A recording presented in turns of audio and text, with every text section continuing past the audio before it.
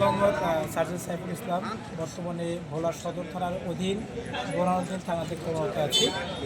আমরা মূলত আজকে এখানে বাস, সিএনজি, মাইক্রোবাস, অটো সহ যে সমস্ত যানবাহনের বৈধ কাগজ থাকতে হয় সমস্ত যানবাহনে আমরা প্রমাণ চেক করছি এবং যে সমস্ত গাড়ি অবৈধ রয়েছে সেগুলোর বিরুদ্ধে আমরা আইনগত ব্যবস্থা নিচ্ছি এবং মানুষজনকে এর পাশাপাশি সচেতনতা বৃদ্ধির জন্য আমরা অনেক কাজ করছি। আমরা যখন আমরা অপরাধী ধরছি তখন আমরা সবাইকে সাথে নিয়ে মামলা দিচ্ছি যেন সবাই দিকে